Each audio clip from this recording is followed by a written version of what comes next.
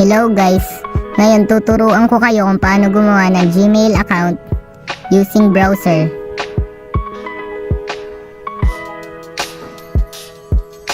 First, click the search button. Then type create Gmail account.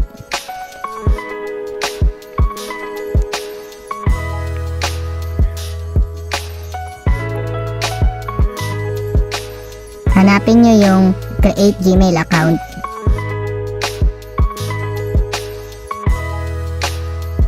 I-click nyo yung create account. Click nyo yung create account. Tapos, ilagay nyo yung kung anong gusto nyong pangalan na ilagay.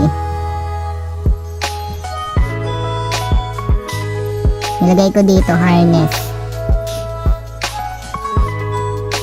Then, second name, Jane. Then, click next. Tapos, ilagay nyo kung ano kung kailan kayo pinanganak.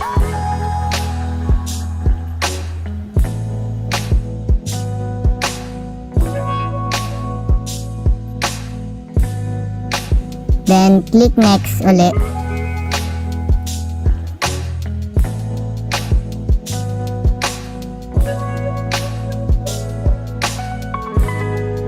Kung ano gusto nyo, pwede nyo namang i-type.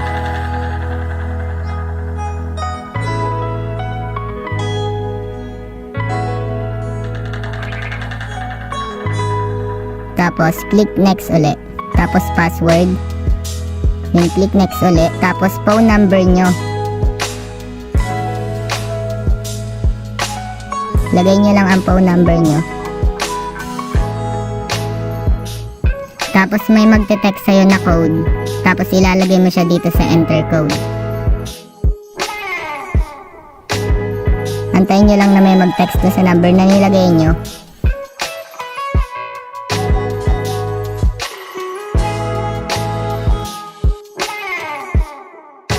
Yun, nag-text na si Google.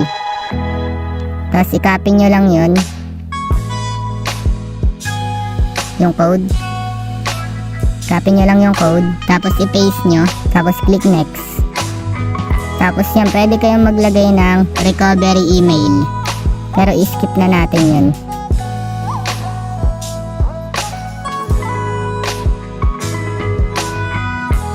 Tapos ito yung privacy and terms. Yan. Tapos agree. Wait mo lang, tapos okay na siya. Try nating i-sign in yung ginawa nating Google account. Harness Jane 222 @gmail.com. Tapos click next.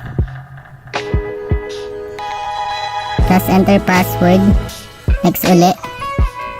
Tapos yes, I am. Then agree. Yan, okay na. Thanks for watching this video.